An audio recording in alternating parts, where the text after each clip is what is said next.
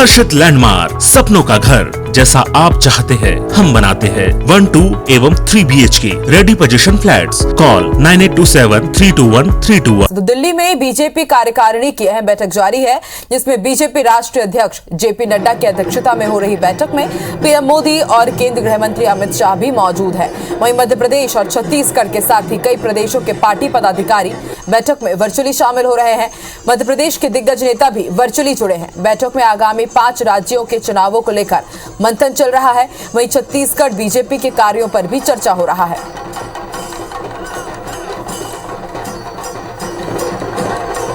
तो 2 तस्वीरें हम आपको दिखा रहे हैं। आज दिल्ली में बीजेपी की राष्ट्रीय कार्यकारिणी की बेहद अहम बैठक हो रही है। पहली तस्वीर आप देख रहे हैं, ये तस्वीरें भोपाल से हैं। तो मध्य प्रदेश के तमाम जो बीजेपी के दिग्गज नेता है वर्चुअली इस बैठक में शामिल हुए हैं। वहीं दूसरी तस्वीर है दिल्ली की तस्वीरें हैं। आज राष्ट्रीय कार्यकारिणी की जो बैठक हो रही है, प्रधानमंत्री नरेंद्र मोदी इसमें शामिल हुए, बीजेपी के राष्ट्रीय अध्यक्ष जेपी नड्डा भी इसमें शिरकत कर रहे हैं और अमित शाह वो भी इस कार्यकारिणी की बैठक में शामिल होने के लिए पहुंच चुके हैं।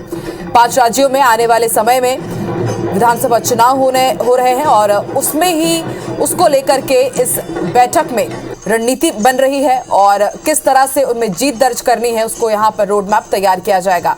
सीएम शिवराज सिंह चौहान और रमन सिंह भी इस बैठक में शामिल हो रहे हैं। 5 राज्यों के चुनाव पर मंथन हो रहा है।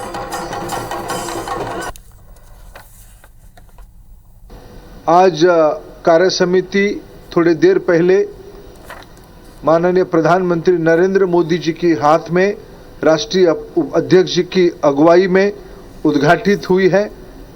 लगभग टेक्नोलॉजी के प्लेटफॉर्म पे इस बार एक पार्टी ने एक अनोखा पहल की है।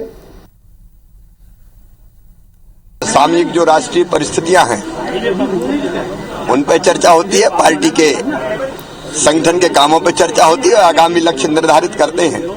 पार्टी की बैठक केवल चुनाव तक सीमित नहीं रहती, चुनाव का भी विश्लेषण करते हैं, लेकिन आगे बढ़ने के जो हमारे लक्ष्य वो भी तय होते हैं।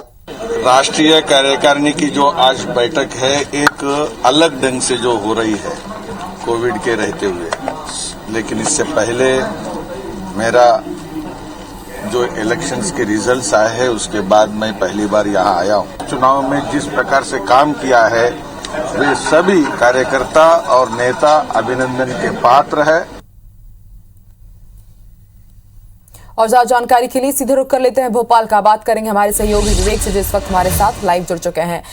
विवेक, दिल्ली में बीजेपी की बेहद अहम बैठक हो रही है और माना जा रहा है कि आने वाले दिनों में जो विधानसभा चुनाव होने वाले हैं 5 राज्यों में, उसमें किस तरह से जीत हासिल करनी है उसकी रणनीति पर मंथन हो रहा है। देखिए, बीजेपी के सामने सबसे बड़ी चुनौती है इन 5 राज्यों के विधानसभा चुनाव, क्योंकि उसके पहले जो परिणाम आए हैं उपचुनाव के वो मध्य प्रदेश और आसाम को छोड़ दिए तो बाकी राज्यों में काफ़ी निराशाजनक रहे हैं और इसलिए बीजेपी की कार्यकारिणी की बैठक का प्रमुख मुद्दा जो है वो आगामी 5 राज्यों के विधानसभा चुनाव है। इसके साथ ही संगठन विस्तार और संगठन को कैसे गति दी जाए इसको लेकर भी पार्टी आज रणनीति बना रही है। कुछ ही देर बाद बैठक का समापन सत्र होगा जिसमें प्रधानमंत्री नरेंद्र मोदी का संबोधन होगा। पूरे दिन बीजेपी आज देश भर के अपने संगठनात्मक कार्यों की समीक्षा के साथ साथ आगाह कर रही है। साथ ही भाजपा शासित राज्यों के कार्यों की भी समीक्षा चल रही है।